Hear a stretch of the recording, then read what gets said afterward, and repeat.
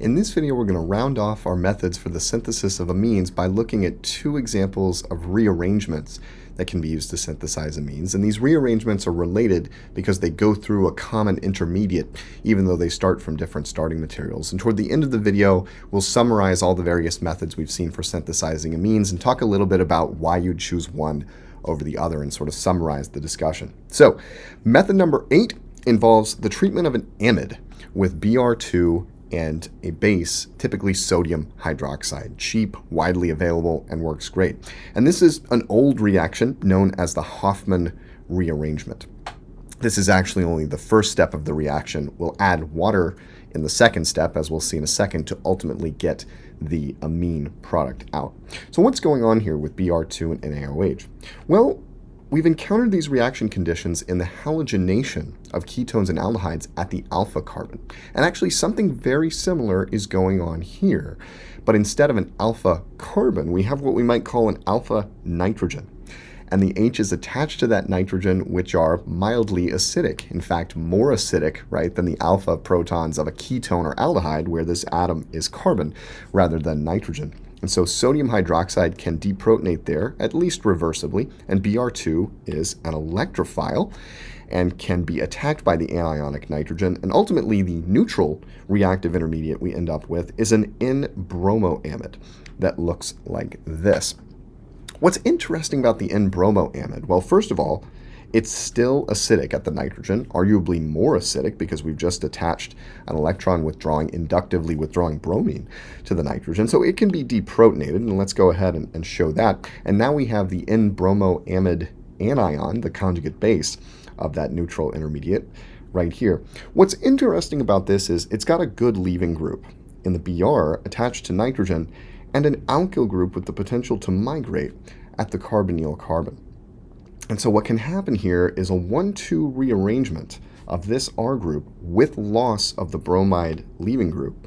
And this curved arrow just keeps all of the atoms neutral. So here's our 1,2 rearrangement of the R group over to nitrogen, and bromide is lost as a leaving group. And if you follow the curved arrows here, and this is worth pausing and to make sure that you understand how electrons are moving around here, we've got a new carbon-nitrogen double bond, and R has migrated to the nitrogen. This resulting structure is very, very funky looking. It looks like CO2, in which one of the oxygens has been replaced with a double bond in R group. It's known as an isocyanate. And the isocyanate has a central carbon that's electrophilic, structurally analogous to the carbon of CO2. So this can react with water, it can add water, and ultimately we get something that sort of resembles a carbamate with nitrogen and oxygen connected to the central carbonyl carbon. And when all is said and done, that CO2H group can decarboxylate, and we get an amine out of this. Knowing the mechanism of this transformation of the isocyanate to the amine is not super important, but it is a good one to practice if you want more practice with acylation reactions. You can think of this as an acylation of water followed by decarboxylation to give the amine. So notice the net result here is we've transformed this amide functional group into an NH2. It's almost like we've extracted CO, carbon monoxide, from the amide to give just the amine product. And in fact, that's exactly the net result of this transformation. So provided, for example, we could start with a Grignard reagent here, or organohalide right here, something like that, or the corresponding carboxylic acid. Provided we can get to that amide, we can access the amine with loss of the carbonyl group through a Hoffmann rearrangement.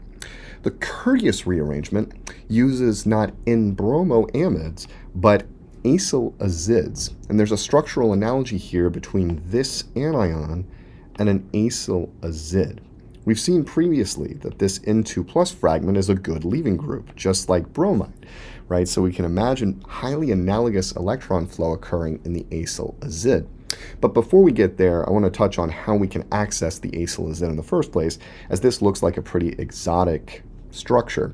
The first thing to point out is this is nothing more and nothing less than a carboxylic acid derivative, right? We have one carbon group, we have a heteroatomic group with a lone pair, both linked to a carbonyl. It's a carboxylic acid derivative, and like other carboxylic acid derivatives, it can be made through nucleophilic acyl substitution. Now, the azid anion is not that nucleophilic, and so we want to make sure to start with a carboxylic acid derivative that is highly electrophilic, and the best one to start with is just an acyl chloride. We can take an acyl chloride and hit it with sodium azide to synthesize the acyl azide.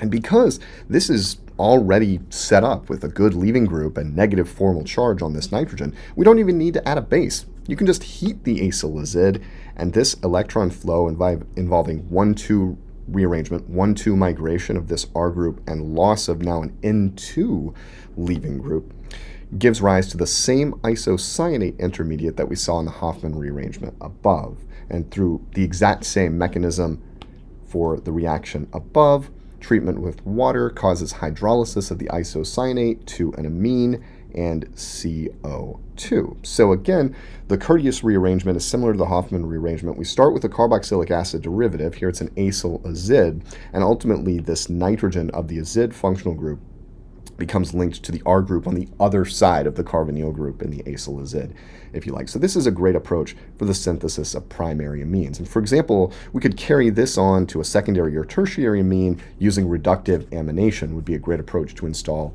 additional alkyl groups. The other beautiful thing about these rearrangements is that there are fewer constraints on the nature of R. R can be alkyl, alkenyl, aryl, alkynyl. Theoretically, we could make a wide variety of amines with different types of carbons linked to the nitrogen through these approaches. This slide summarizes what we've talked about so far with respect to strategies for synthesizing amines.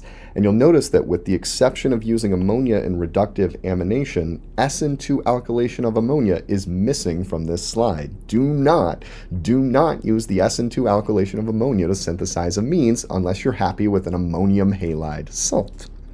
Instead, use one of these sort of ammonia surrogate or ammonia proxy approaches, the Gabriel synthesis, azide synthesis. Using a nitrile is not on here, but that's also an option.